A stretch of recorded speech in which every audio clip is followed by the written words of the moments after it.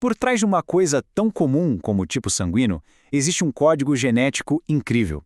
São regras, parcerias e hierarquias que determinam muito mais do que a gente imagina. E hoje a gente vai decifrar juntos esse código do sistema ABO. Parece uma pergunta simples, não é? Mas olha, a resposta está literalmente escrita nas nossas células, numa linguagem de antígenos e anticorpos. E saber o que isso significa? Bom, isso é fundamental. Pode ser a diferença entre a vida e a morte. Ok, vamos mergulhar nisso. A descoberta dos grupos sanguíneos, lá no início do século XX, simplesmente revolucionou a medicina, principalmente as transfusões de sangue. Antes disso, receber sangue era uma roleta russa, um procedimento com risco altíssimo, tudo por causa de uma reação biológica bem violenta.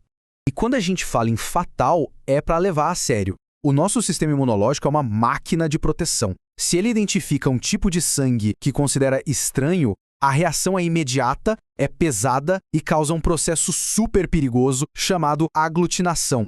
Para a gente entender isso de um jeito fácil, vamos usar uma metáfora que é bem poderosa, a de chaves e fechaduras. Pensa nos componentes do nosso sangue como se fosse um sistema de segurança biológico super sofisticado. Vamos começar com as fechaduras. Elas são os aglutinogênios. Imagine que são marcadores únicos, tipo uma identidade, que ficam na superfície das hemácias. Basicamente, existem dois tipos de fechadura, a A e a B. Elas servem para dizer para o corpo, ei, eu sou do tipo A, ou presta atenção, eu sou do tipo B. E claro, para toda fechadura, existe uma chave. No nosso sangue, as chaves são as aglutininas. Elas são anticorpos que ficam circulando no plasma. E cada chave foi projetada para uma missão, se encaixar perfeitamente e atacar uma fechadura específica, uma que o corpo não reconheça como sendo dele. Existem as chaves anti-A e as chaves anti-B.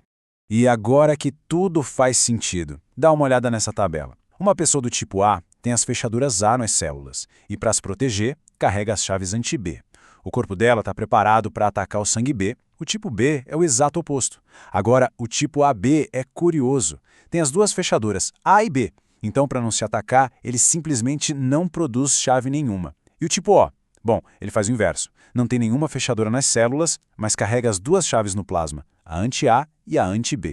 E aqui mora o perigo. Se uma pessoa do tipo A recebe sangue do tipo B, que tem as fechaduras B, as chaves anti-B do corpo do receptor vão na hora se encaixar nessas fechaduras. Isso dispara a tal da aglutinação. As células se grudam umas nas outras, formando blocos que podem entupir os vasos sanguíneos, e as consequências disso podem ser gravíssimas.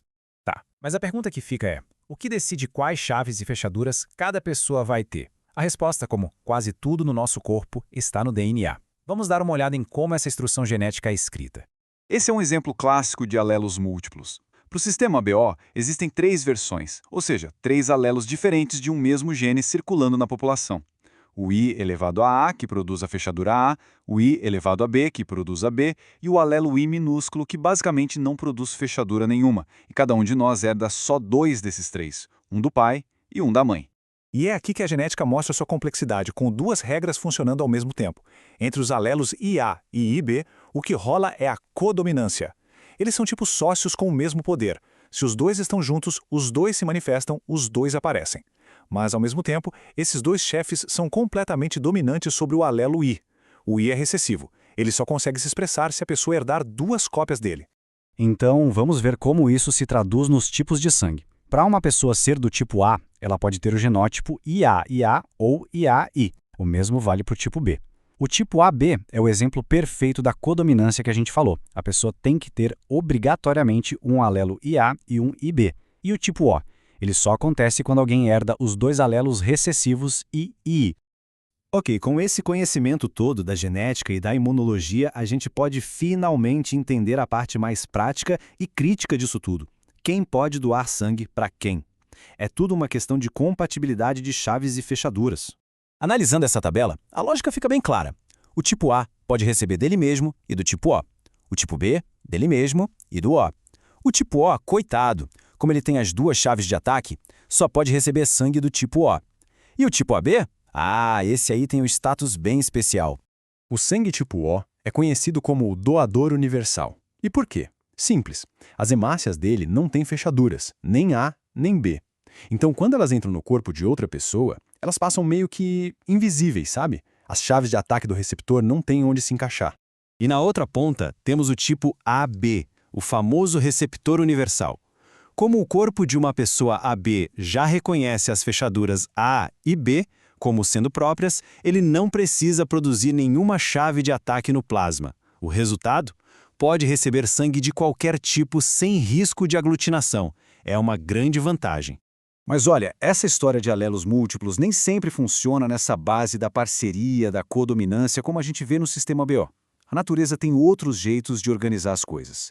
Vamos ver um exemplo bem diferente para entender isso melhor. No caso da cor da pelagem dos coelhos, a gente também tem alelos múltiplos envolvidos, só que a relação entre eles não é de igual para igual. Aqui existe uma hierarquia de dominância muito clara, uma verdadeira ordem de quem manda em quem. Nesse caso, são 4 alelos para a cor da pelagem. O C maiúsculo para selvagem, o C com X para chinchila, o C com H para Himalaia e o C com A para albino. E como a tabela mostra, a combinação que o coelho herda é o que vai determinar a cor do pelo dele. E essa imagem aqui ilustra a diferença perfeitamente. Nada de parceria ou codominância. O alelo C de selvagem é o chefão, ele domina todos os outros. Basta ter uma cópia dele e o coelho já vai ter essa cor. Depois vem o chinchila, que domina o Himalaia e o albino. O Himalaia, por sua vez, só consegue dominar o albino. E o albino é o recessivo de todo mundo. É uma verdadeira escadinha de poder genético. No fim das contas, seja pela codominância no nosso sangue ou por essa hierarquia na pelagem de um coelho, o que a gente percebe é como regras genéticas, que são na verdade bem simples, conseguem gerar uma diversidade biológica incrível e muitas vezes absolutamente crítica para a sobrevivência. Isso tudo nos deixa com uma pergunta final, né? Se o sistema ABO é um código tão elegante e tão importante, quantos outros códigos secretos será que o nosso DNA ainda esconde? Códigos que determinam quem a gente é, de maneiras que a ciência ainda está só começando a arranhar a superfície para entender. A resposta? Bom, ela está sendo escrita a cada nova descoberta.